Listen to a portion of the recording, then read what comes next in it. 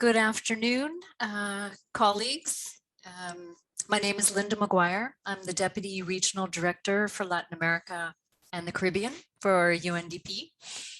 And before I get into the formal remarks, just to tell you this event is being recorded and it will be made available for this reason for colleagues who can't join us today. I would first like to begin by recognizing our distinguished guests and panelists for today. In this event, the Honourable Kirk Humphrey, Minister of Maritime Affairs and the Blue Economy of Barbados, His Excellency Dr. Walton Webson, Ambassador and Permanent Representative of Antigua and Barbuda to the United Nations and Chair of the Alliance of Small Island States. He will be joining us shortly. Ms. Marla Ducarin, Caribbean economist and thought leader. Dr. Stacy Richards-Kennedy, Director of the Regional Office of Global Partnerships and Sustainable Futures at the University of the West Indies. Mr. Johannan Dujon, entrepreneur and founder of Algas Organics in St. Lucia. Ms. Valerie Cliff, UNDP Resident Representative of Barbados in the Eastern Caribbean. Distinguished attendees and guests. On behalf of UNDP's Regional Bureau for Latin America and the Caribbean, I'm very pleased and honored to open this high-level political forum virtual side event on unleashing the potential of the blue with a focus on the blue economy.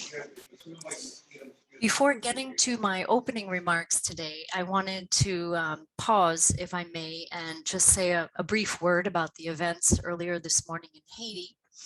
Of course, a member of the Caribbean community, simply to express our condolences to the Haitian people and express our support at this very difficult and uncertain time. So our thoughts are with you.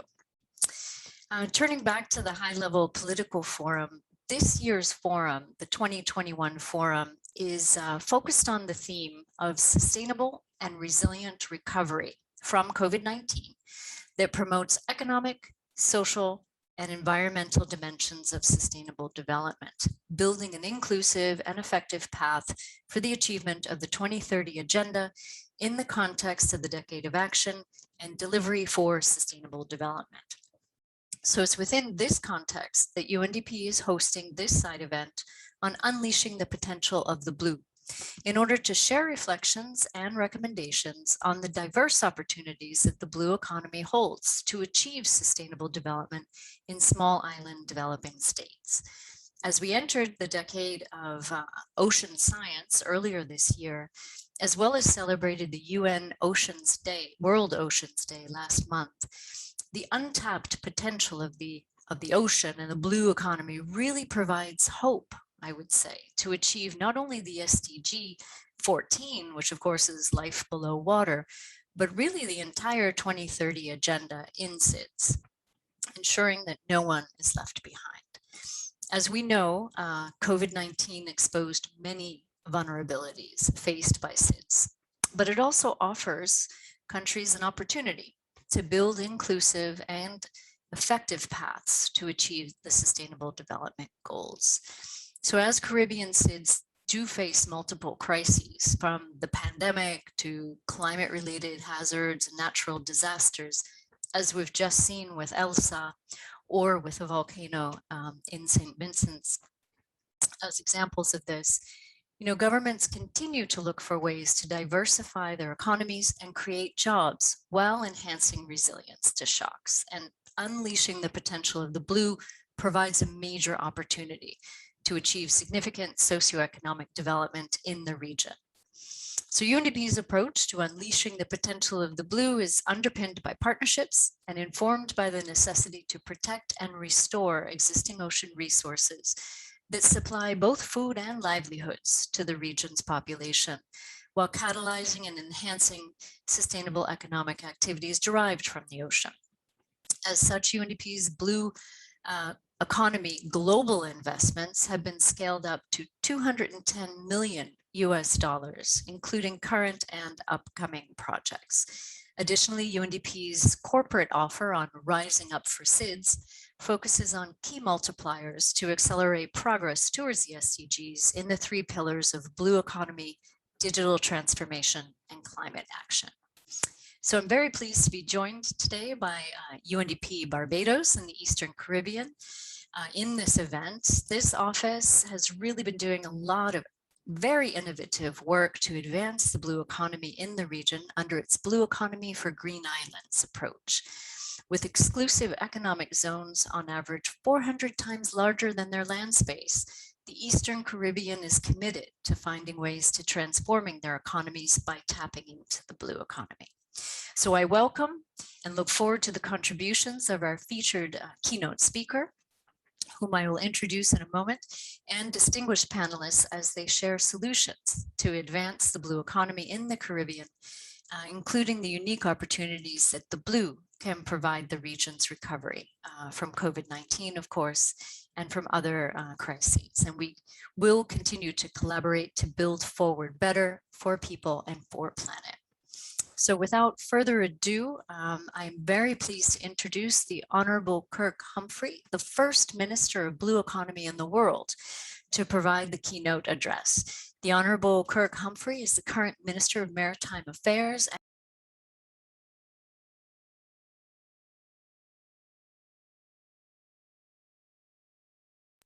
Sorry. So let me repeat that because it seems I was muted. The Honourable Kirk Humphrey is the current Minister of Maritime Affairs and the Blue Economy in Barbados. He holds a degree in management from the University of West Indies in Barbados, a master's degree in social policy and planning from the London School of Economics, and a master's degree in public administration from Harvard University. It is my pleasure and honor to welcome the Minister, Honourable Kirk Humphrey. You have the floor. Distinguished ladies and gentlemen, good afternoon. First, let me thank the UNDP for the invitation to address you in this very important and timely topic, unleashing the potential of the blue. I applaud the UNDP Regional Bureau for Latin America and the Caribbean for hosting this side event on the margins of the High-Level Political Forum 2021. I know that we've already had many conversations on this topic, and therefore I hope that we can continue to add value to this conversation in a post-COVID-19 recovery world, hopefully, and look forward to what we can do to lend value to this debate. Indeed, there are multiple possibilities within the blue economy, and I hope in the few minutes that I speak to discuss some of these within the context of the reality of Barbados and other big ocean states. And I say big ocean states because we choose to refer to ourselves as big ocean people. It is no secret that we are impeded by the inherent characteristics of being small island developing states, particularly small open economies, high indebtedness, limited fiscal space, declining populations, and more. The COVID-19 pandemic has exacerbated these challenges, to say the least. My view is, however, that we are fortunate because many of us started planning before COVID-19 to take advantage of the blue economy space. I therefore feel that we are well positioned now to move forward, knowing that we have an opportunity to do things that we haven't done before. The Caribbean region's largest resource base is its coastal and marine asset, with a World Bank report suggesting that the ocean contributed over $400 billion to the Caribbean economy. Our vision, and at the same time our challenge, is to sustainably leverage our ocean as a natural resource and provide the required supportive policy, developmental, and physical infrastructure to stimulate economic growth and better position and better protection of our coastal environments and marine life. And this sounds very nice and easy, but this is the crux of the issue, and it's going to be a lot harder to achieve and to implement than perhaps it is for me to say. But this large marine space with natural resource assets that are yet to be properly defined, and in the region we have not yet properly defined what's in our EEZ, has traditionally been open access. It now needs to be brought into a sustainable management regime built on a solid foundation of research and so on. We hold the view that a sustainable ocean economy has the potential to transform the lives of communities via development of non-extractive industries that provide higher value added opportunities. And I think this, as I will try to explain perhaps later, is the thing that we must get right, that balance between extraction and maintaining what is already there. But this is why the idea of protecting 30% of the ocean is so important, and it resonates with Barbados. In so doing, we have to ensure that the benefits outweigh the opportunity costs, and therefore we must have a conversation about compensation for those who may lose their livelihoods as we seek to build out this 30% marine protected areas and so on. But let us remember that the Caribbean nations are grappling with rising sea levels. We're dealing with declining fish stocks. We're dealing with dying coral. We are dealing with many more ocean acidification, a number of things. And we are facing much more vicious, violent, and virulent storms than we ever have before. And sargassum seaweed is now beginning to cover more and more of our beaches. In fact, if you were to tour Barbados now, even though our entrepreneurs are using it much as algas is, we are still suffering with the influx of sargassum seaweed.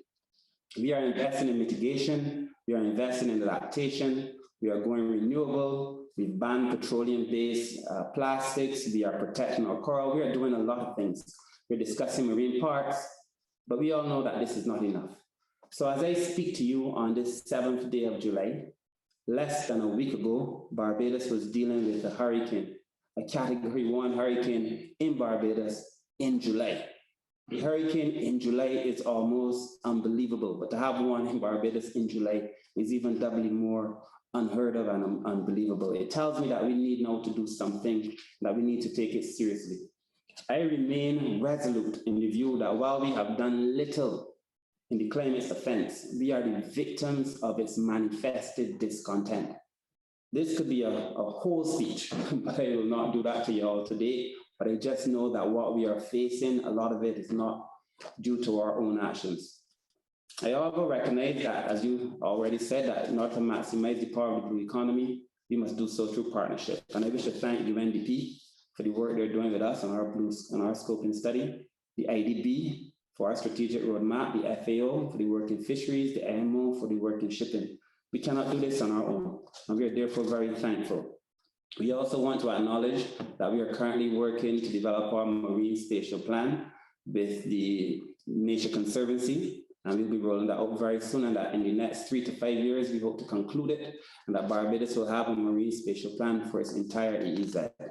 I also wish to acknowledge that Barbados is now the co-lead for the marine protected areas of the Commonwealth Blue Charter. So we are taking this very seriously and doing a lot. But like for many of the developing countries, the reality is so for Barbados, financing is an issue. And we are caught up in this unending cycle of being too rich to be poor and too poor to be rich. And that is why Barbados recently had, we thought we'd settled on some financing for our fisheries sector, only to be told that our GDP is too high. And that these are the real conversations I hope that we can have during the course of this conversation. We need IFIs and developed countries to understand that vulnerability is a part of our DNA, and that vulnerability must be brought into the conversation. But there is great potential in the blue economy, and to unleash it, we need to do this with partnership. Economies of scale dictate that we will not compete on mass, but we can compete on innovation, flexibility, and efficiency. We need the correct policy environment and the correct infrastructure to be able to do so. We need to strengthen our institutions, especially the ones in the traditional blue economy sectors, like fisheries. Those are the ones that are often left behind and development seems to have forgotten. We must make it easier in Barbados to do business, period. In fact, we must make it easier in the Caribbean to do business, period. And we must bring the private sector into this innovative financing conversation.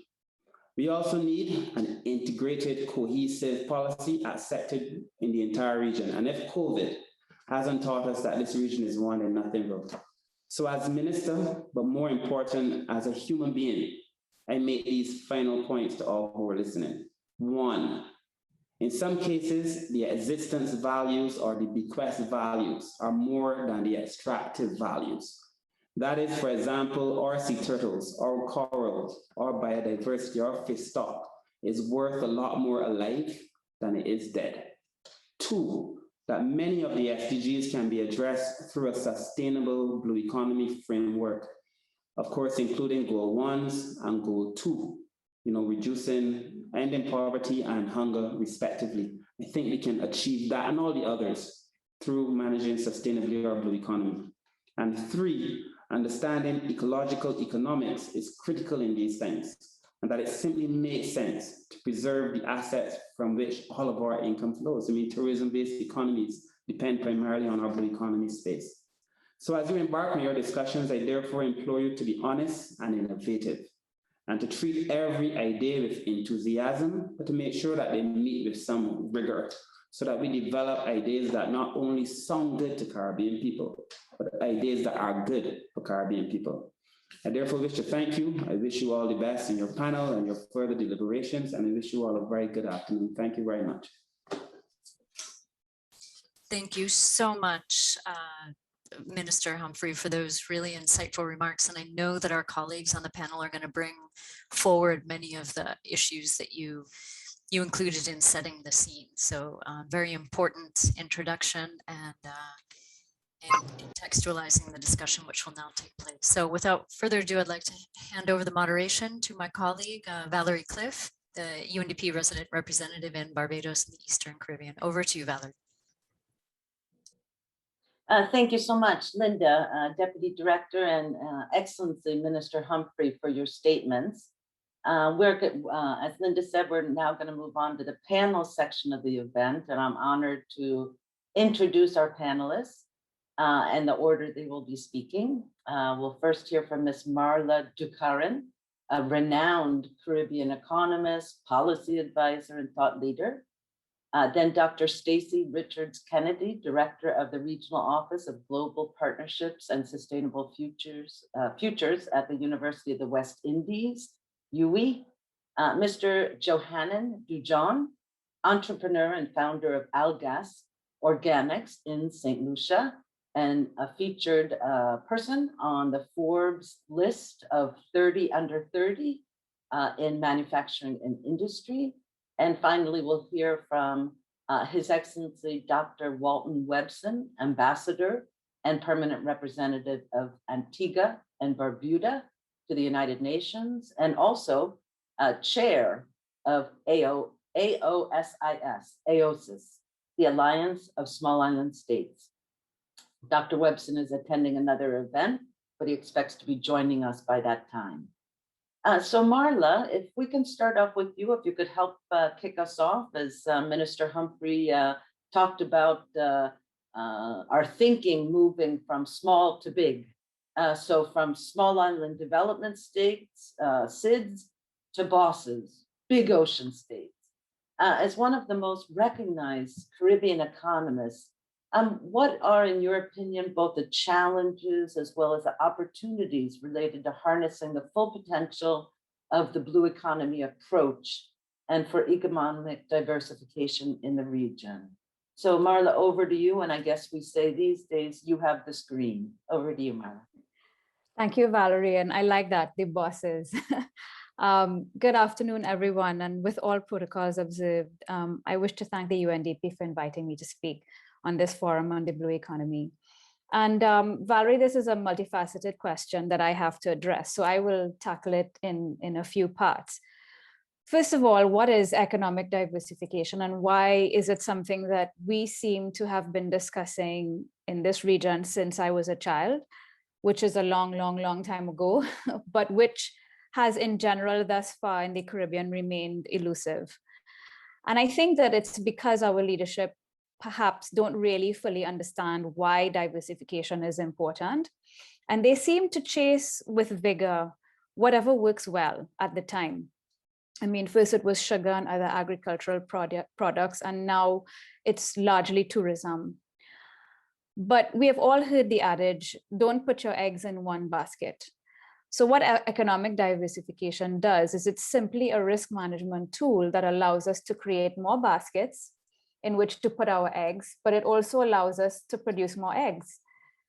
Most Caribbean countries are entirely dependent directly and indirectly on tourism.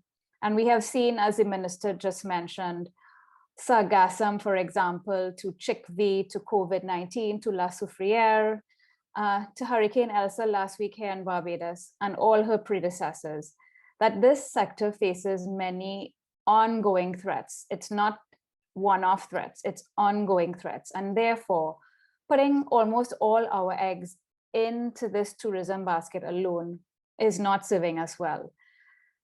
And many countries are plagued in this region by persistent low growth, high unemployment, and overall socioeconomic underdevelopment. So to answer that part of your question, economic diversification is a risk management approach that we must adopt if we are to survive. And one of the key challenges to harnessing the full potential of the blue economy approach, in my view, is getting our leaders to do the difficult work involved in diversifying the economy. Now, in terms of some of the other challenges, as well as the opportunities as I see it, of harnessing the blue economy, Barbados, for example, has a total maritime area of 186,896 square kilometers, whereas Barbados is of marine area, whereas Barbados's total land area is only 430 square kilometers.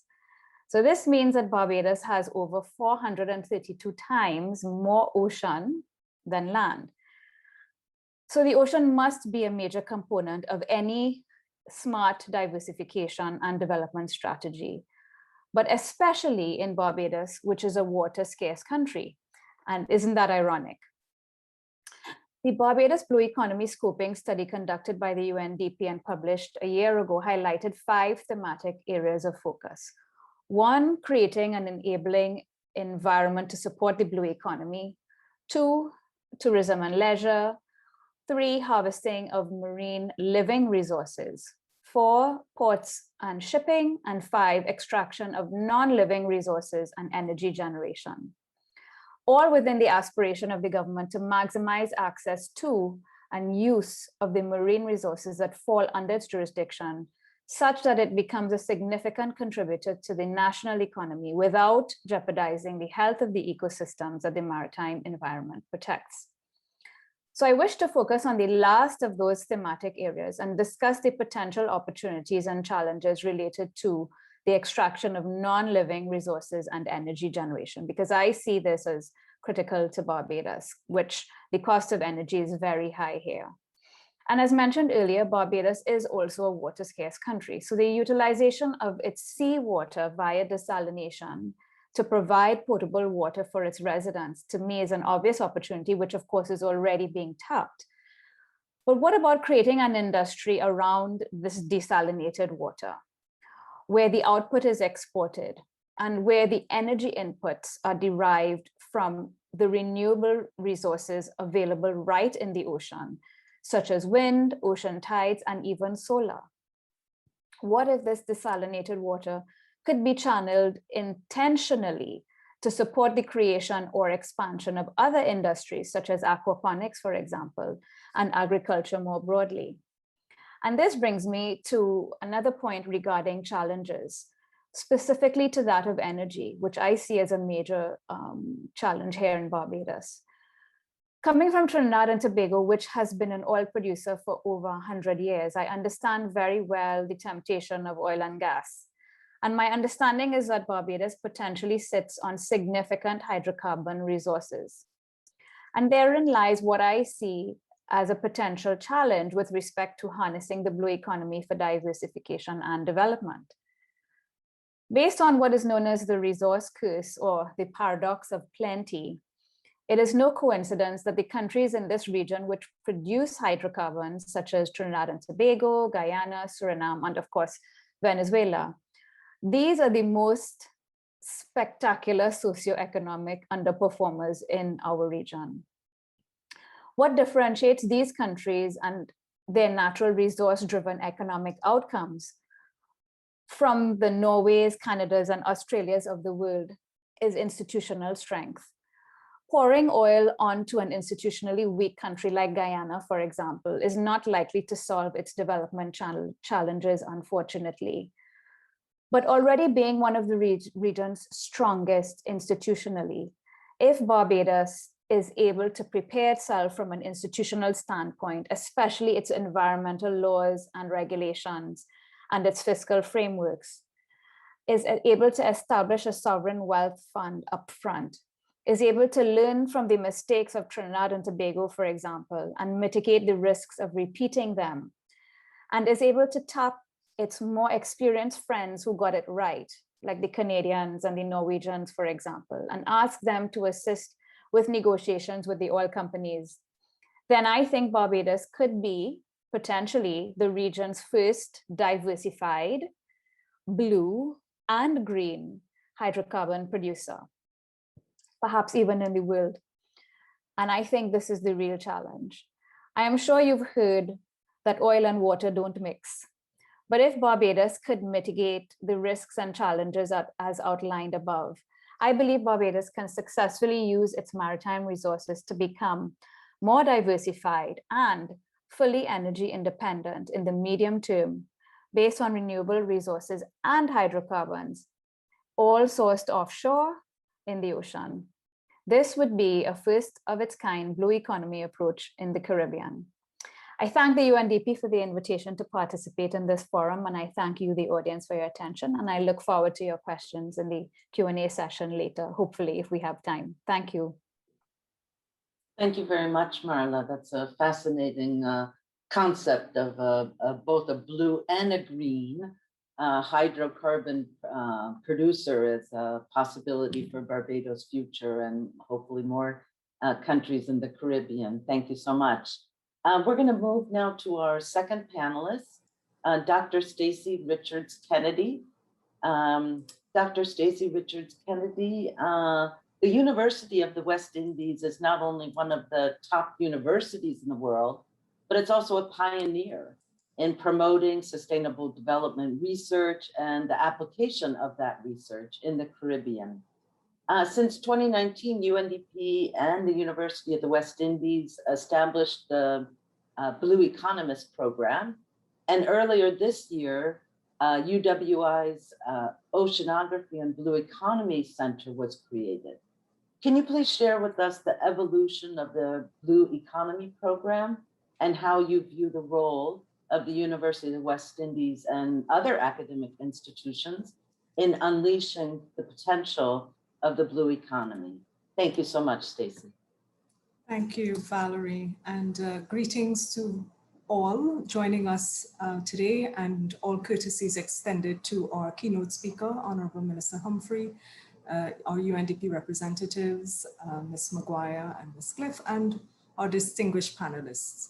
Firstly, I'd like to thank the UNDP for extending an invitation to the UWI to be part of this important conversation.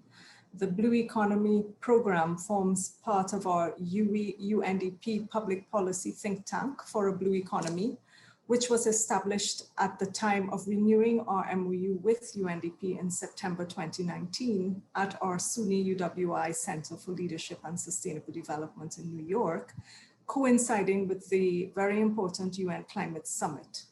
It was a visionary step that was endorsed by our Vice Chancellor, Professor Sir Hilary Beckles, and the Regional Director for Latin America and the Caribbean at UNDP, Luis Felipe Lopez Calva, which anticipated the growing need for a more robust research agenda and a stronger science policy interface to support the sustainable growth of the blue economy in the Caribbean. Now, this facility allows for greater agility in responding to government's requests. So it's in perfect harmony with one of our 3 pillars for our AAA strategic plan at UWI. And by providing financial and technical assistance for commissioned research, policy briefs, and blue economy scoping studies, the program facilitates the application of economic and social research. This, in turn, supports a more robust multidisciplinary development planning for the sustainable management of the ocean's resources. So by putting Caribbean knowledge in the service of Caribbean development, this program has helped to strengthen what we refer to as knowledge translation, which is a critical component of research use, knowledge uptake, and something that we're all concerned about, development impact. The setting up of multidisciplinary teams from the start, bringing academia, UNDP specialists, and public sector specialists together, has also played an important part in bringing the optimal mix of knowledge, expertise, and experience to offer richer critical thinking more pragmatic recommendations and sound policy advice on the blue economy to governments of the region. The joint think tank and the Blue Economy Program together is a clear example of the recognition by UN agencies of the pivotal role that universities play in advancing the 2030 Sustainable Development Agenda. And for SDG 14 in particular, which looks at life below water, we cannot maximize the potential of the blue economy without healthy oceans. And we cannot have healthy oceans without rigorous scientific research and innovation.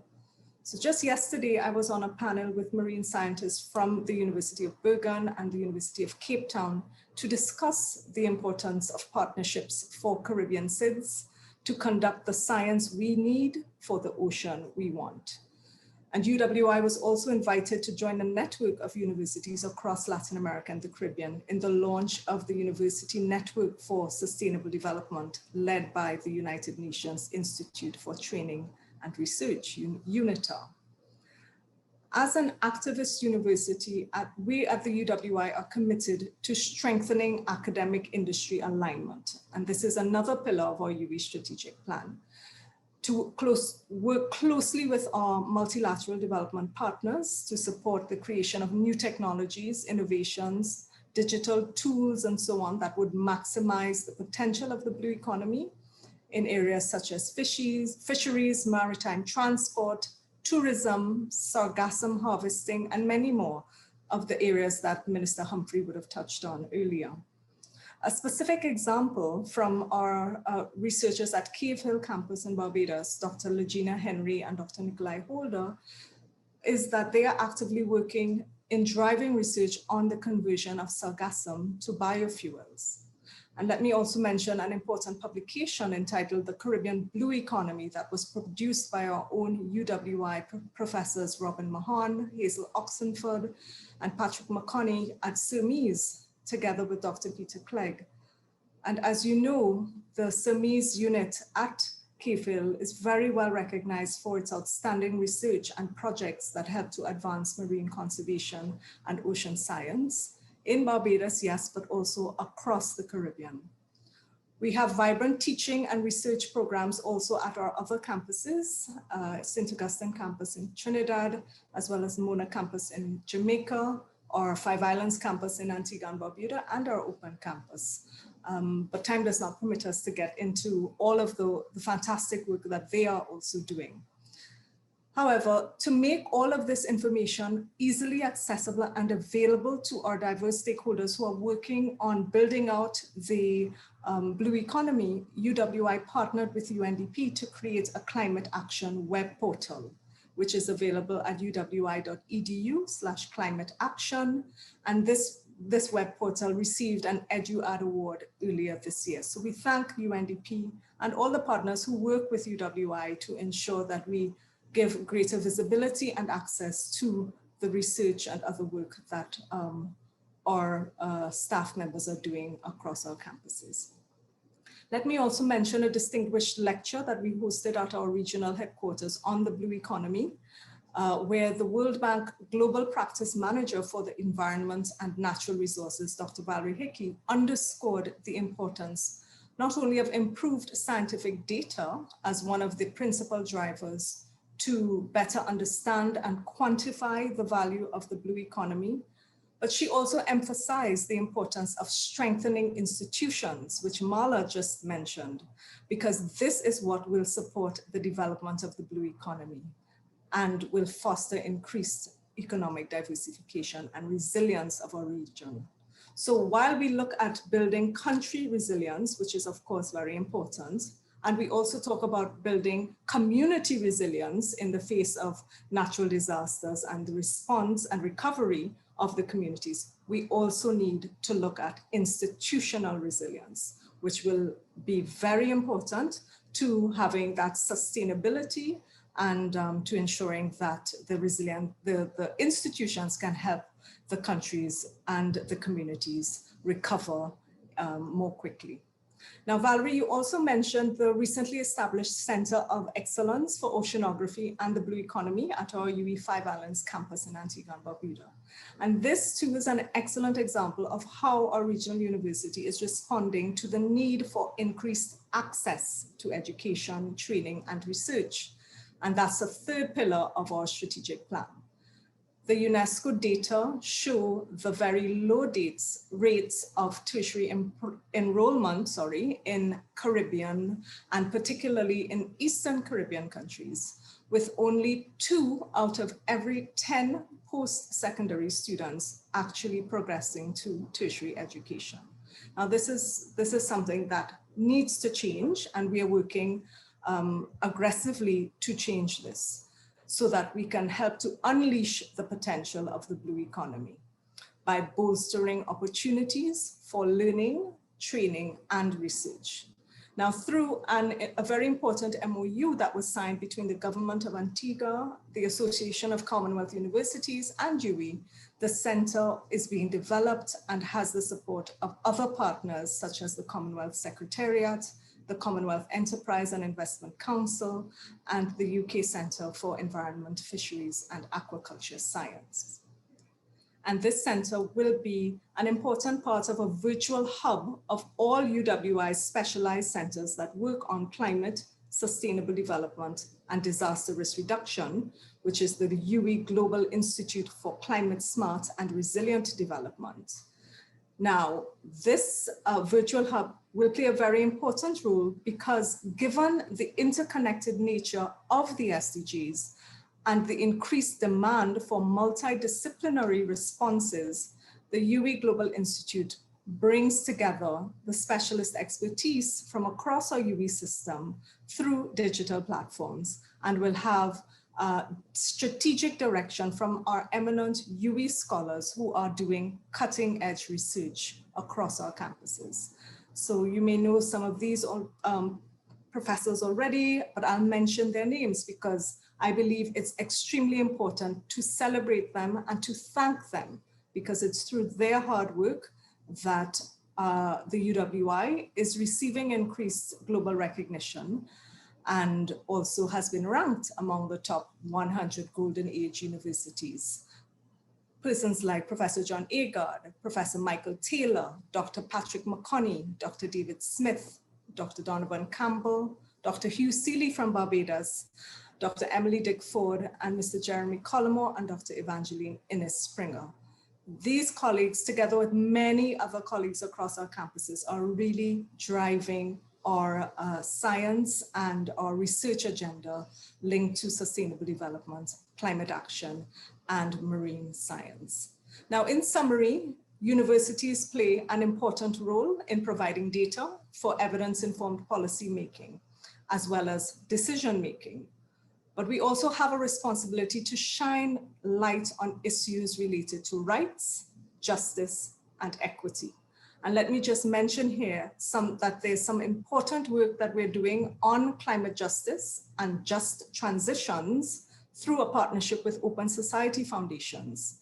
And this is going to be equally important to ensuring that in the Caribbean, we have an inclusive and equitable approach to the economic and development approaches in our post-COVID recovery.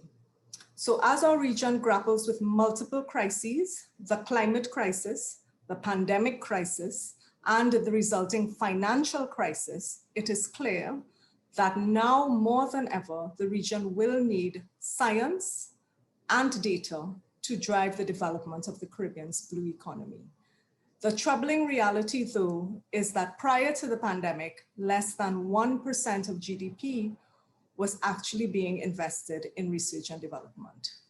So what that means, colleagues, is that our call to action as a region should be for all development partners, public, private, and civil society, to come together to stimulate increased public, private, and philanthropic investment in research, innovation, big data, and digital transformation.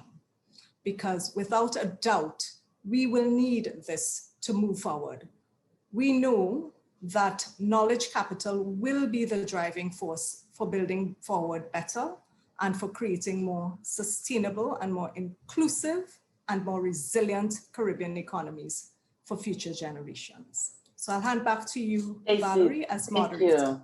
Oh, Stacy, thank you so much. And thanks for reminding us why we all love UWI as an activist university, but also one that has a lot of capacity and research and knowledge to bring. I think you made a very persuasive case to not just the Caribbean development, but to the world's development. So thank you very much, Stacy.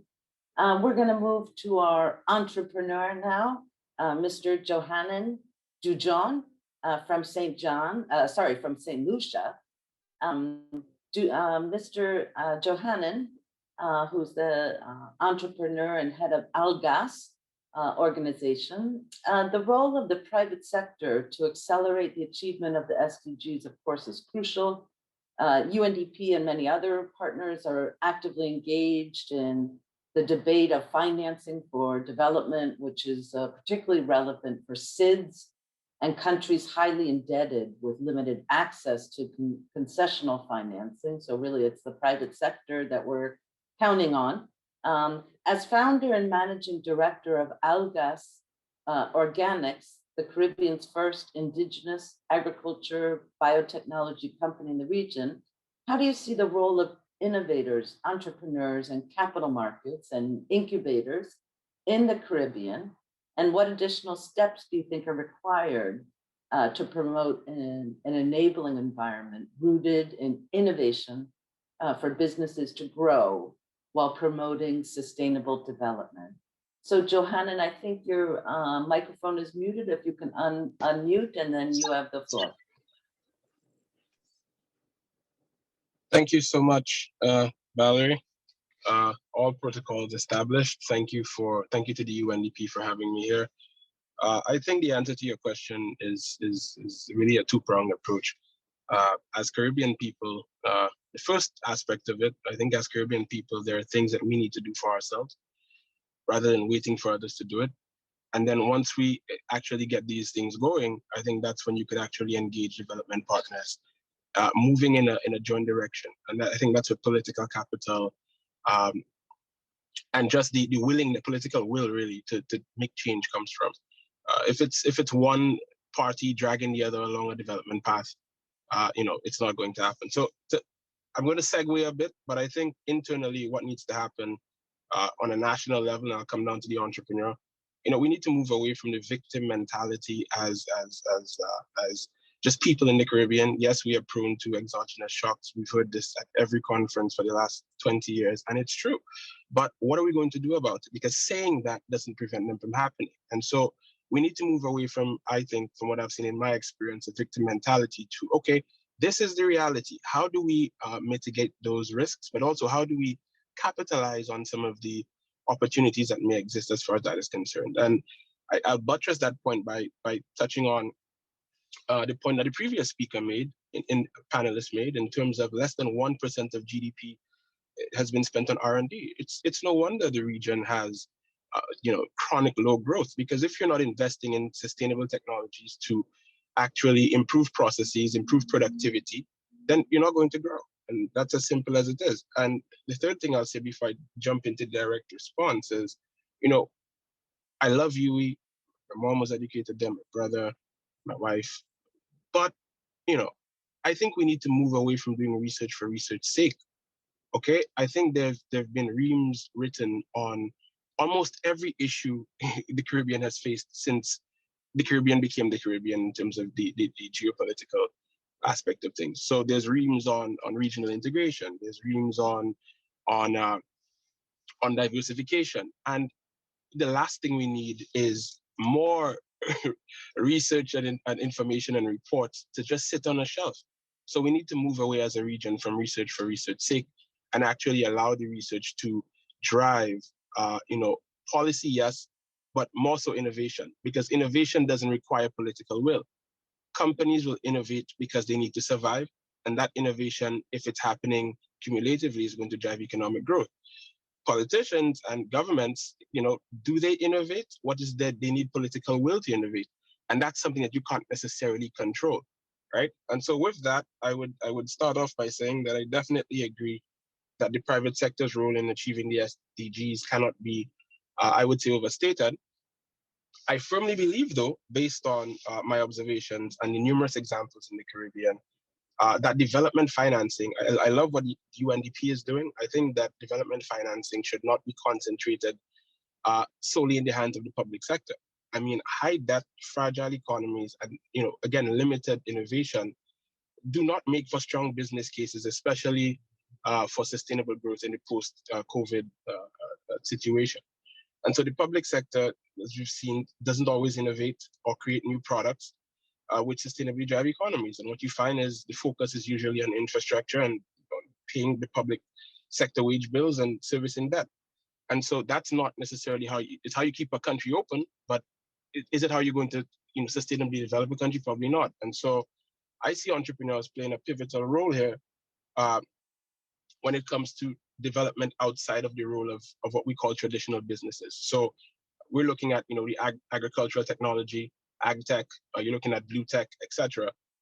And I think that the IP and innovation that we develop in the region can definitely, with the right partners and the right funding in the private sector, create the next Apple or Facebook or unicorn, and it could be a true game changer for the region.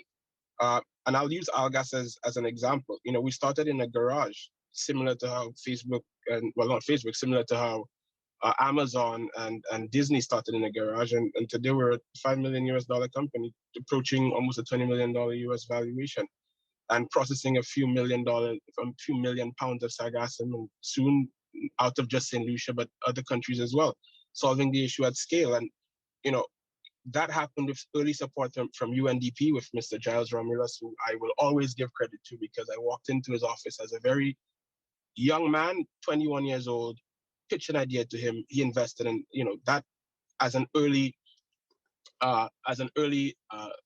support really played a pivotal role in us moving from a garage, just an idea, to where we're at now. And so the point I'm making is that with support from agencies like UNDP, like IECA, which we've received support from, also from IDB, from Compete Caribbean, we're solving an environmental problem at scale. We're going to be processing 100 to 200 million tons of sargassum over the next 7 years. And so, we're solving a problem sustainably and contributing to the growth of our economy, creating jobs. And how do we replicate that and scale that in other, across the Caribbean? I have a friend of mine who made the point that talent is universal and opportunity is not. And so there's no doubt talented people in the Caribbean, much more talented than myself, I'm sure. But the opportunity and the enabling environment has to see us shift in financing for it to actually, fund those opportunities that are popping up. And as I've said before, there've been reams written on, access to finance being the single greatest challenge to entrepreneurs in the Caribbean. And so, to directly answer your question, the additional steps in order to actually, promote and enable an environment rooted in innovation, as you would ask.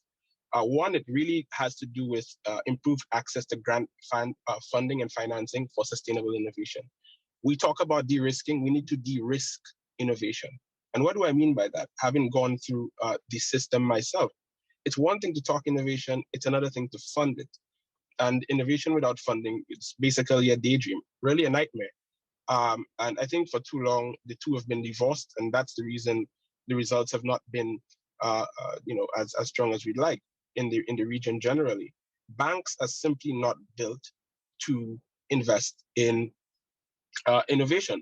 That's not how they're built. They're built to secure their to get interest, right, and to loan out money. And so even development banks, from my experience, not just in St. Lucia but across the region, tend to not fill that gap properly. And so I think that one of the steps is actually, as I said earlier, de-risking innovation through grant funding. And again, for our example, I had an idea. We had a process that wasn't patented, that wasn't proven yet. Through UNDP, we did some trials, we got proof of concept, and now the process is patented in 152 countries. And so, I think improved access to grant funding is critical. I think the other aspect is follow-on funding. So once you have once you have proof of concept through grant funding, follow-on funding is critical. Once the proof of concept has been established, you need basically gasoline on that fire to really scale it up. An issue across the region has been scale. One, because of small thinking predominantly, but secondly, because of the lack of follow-on funding. And again, banks are not going to come in here. So that's where an IDB comes in from our experience and has done great stuff with us and allowing us to grow as quickly as we're growing. The third thing I would say is I believe that accelerators really need to be beefed up.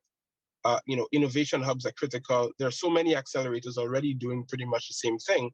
But what we need is real value, networks with people who have experienced scaling outside of their home countries, right? And so I think those kind of connections, sort of like what a tech beach retreat is doing, can really bring new expertise to the region and allow entrepreneurs to broaden their vision and actually scale and have some meaningful impacts on their respective countries. The fourth point I would make is, again, just to reiterate, focus funding on the private sector. I will not, I wouldn't say keep it out of the hands of government completely, but politics has no business in innovation, is what I think. And investing in innovation, it needs to be a meritocracy without political interference. And so, although the political system has, does extend a hand in the various countries, the private sector still is the engine of growth, and that's where I think the bulk of the funding really needs to be directed if we want to see economic growth. And unless the public sector invests more than 1% of GDP in R&D, focus on the private sector, because I'm sure we invest way more than that, at least in Algas we do.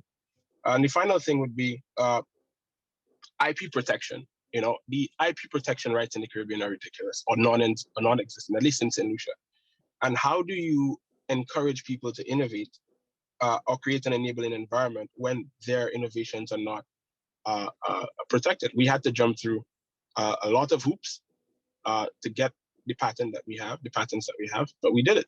That's not the story of everyone else who has great ideas. We have a lot of biodiversity. We have endemic species in the Caribbean that could be used to create biopesticides, biofungicides, nutraceuticals, pharmaceutical products.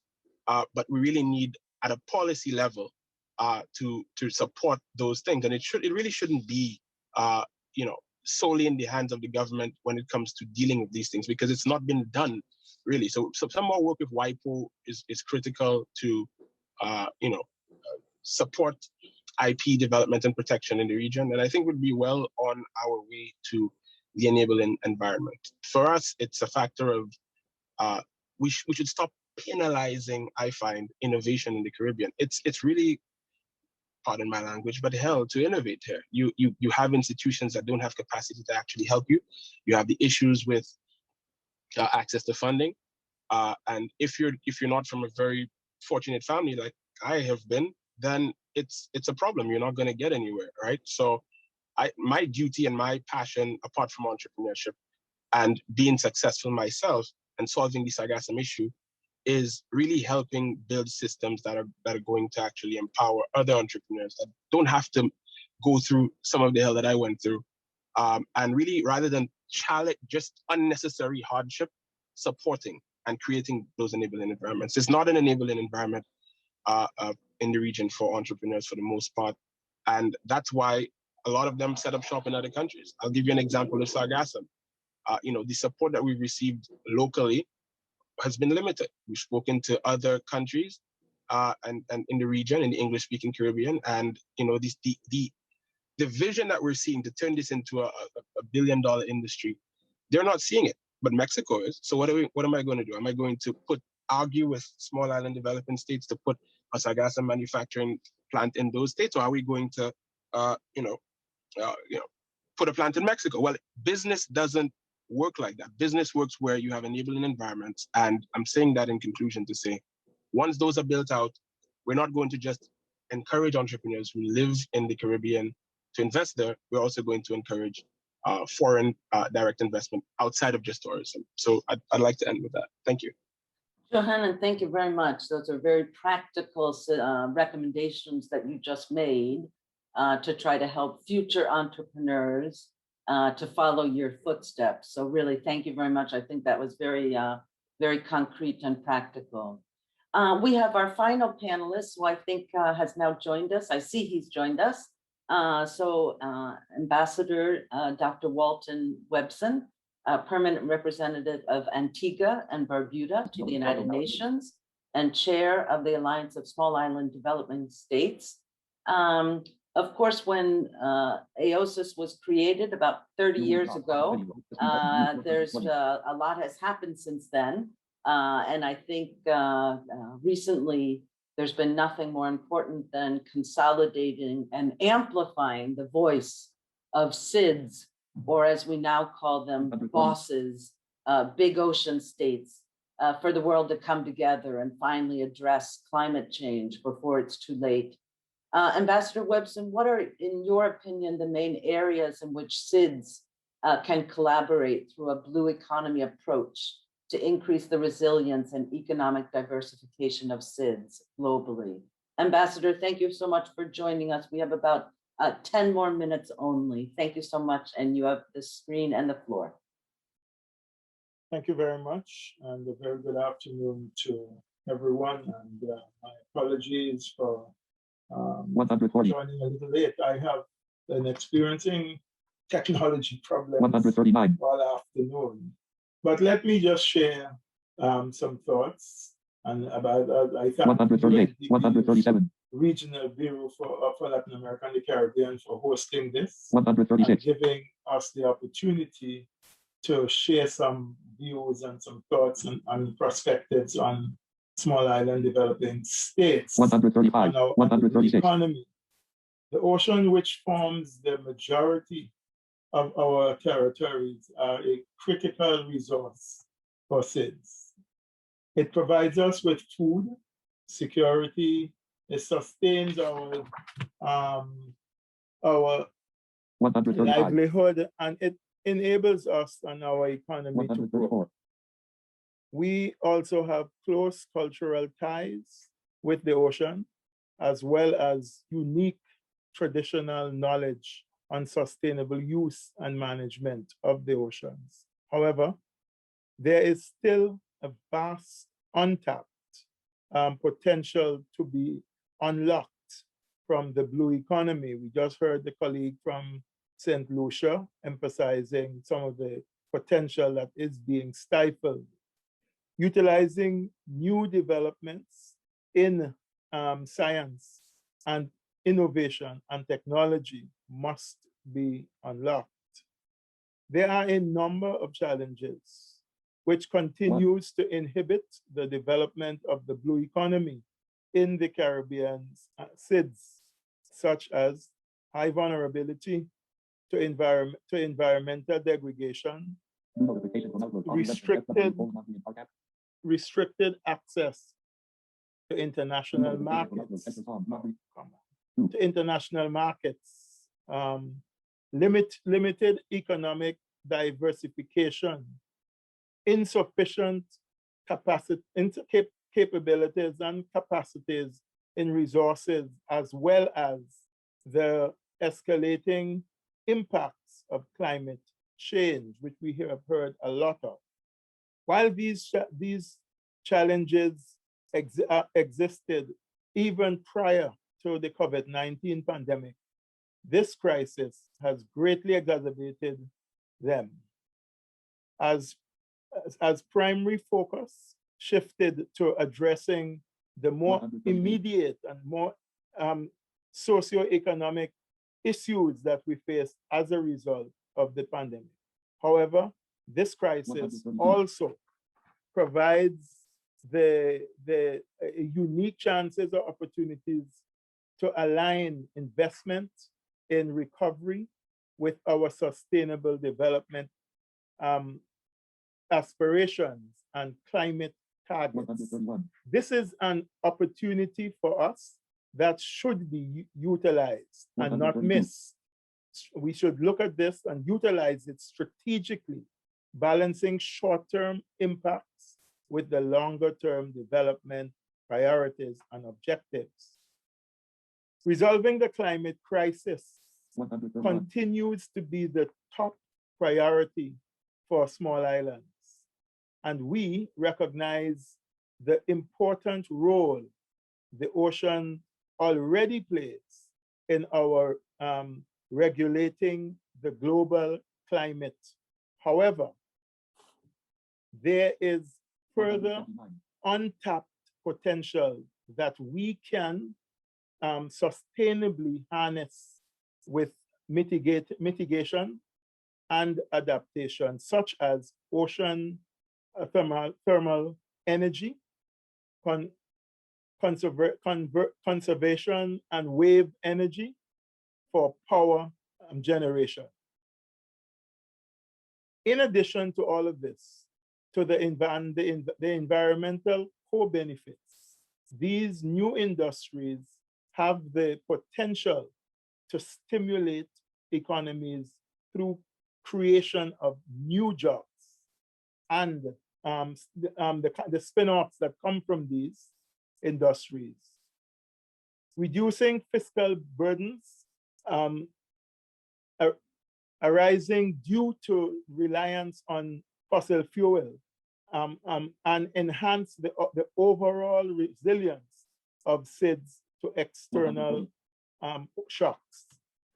We must use these new technologies and opportunities to our advantage to unleash the full blue potential in SIDS. Large-scale investments are required for the scoping, preparing, and executing of the projects, but we do not have the fiscal capacity to do so ourselves. At the same time, we continue to face persistent challenges in securing concessional financing or private sector financing to assist us in these development objectives. There needs to be a systematic overhaul of how funding is targeted and mobilized by international financial institutions and donors for the region. In order for the blue investment to be scaled up through all relevant channels, we also need to create a more conducive environment. You heard much of that from the brother from St. Lucia. Expansion of the blue economy must take place in an inclusive and equitable manner, ensuring that all stakeholders, including indigenous people and local communities, are engaged in this development plan. In addition to this, it is critical to ensure the sustainability of our policies to advance the blue economy. Our actions are already causing irreversible impacts which can compromise future use. So we must, friends, ensure that our blue ventures are guided by best practices and available science. Finally, we heard some thought-provoking ideas already today, and I hope this stimulates further discussion and certainly action at a national, regional, and international level to help the Caribbean and small island developing states to finally unleash the potential that we have within us and to use our largest resource, the ocean. Thank you. Ambassador and Chair of the Alliance of Small Island States, thank you very much for making those remarks. This brings us to the end of the panel section of today. I do have to apologize because I don't think there is time for questions and answers. If you know anything about the HLPF week, they're sort of back-to-back hour sessions. So I'm afraid we have to put a hard stop now. And I will hand it back over, thanking all the panelists and Minister Humphrey, and I'll hand it back over to Linda for her closing comments. Thank you, Linda. Thank you very much, Valerie. And thank you so much to our keynote speaker and to all of our panelists. As you can see from the chat, this was not enough time to get into the details of what was extremely rich, all of that content. And somebody in the chat mentioned the mini ideas, but actually they're very big ideas, each one of them that has been raised. So we will be monitoring this on the Facebook page, which Nicola has put in the chat. So please, we will be continuing with the questions and answers there from our panelists. And just to say in closing, you know, I think it was a really, really excellent discussion on all kinds of things. I've noted down, you know, the need for balance, the need for recognizing vulnerability. Here we're talking about the context, political will and leadership, incentives and de-risking innovation. I thought that was a very compelling case. Access to finance, whether that's finance, state, private sector, development partners. And somebody had suggested the willingness to do a blue bond. You know, Mexico has just done the SDG bond. Why not a blue bond? And investing more of our, you know, GDP in innovation and our research and development. And then finally, the importance of institutions, bringing it back to our keynote speaker, institutions, some of which might have seemed left behind, such as fisheries, but also the policy framework. So a very wide-ranging and important discussion, and I'd just like to thank you all, as well as all of the attendees who have accompanied us today. We had up to 150. So thank you so much for your participation, and please enjoy the rest of your day and the high-level political forum. Thank you. Thanks, everyone.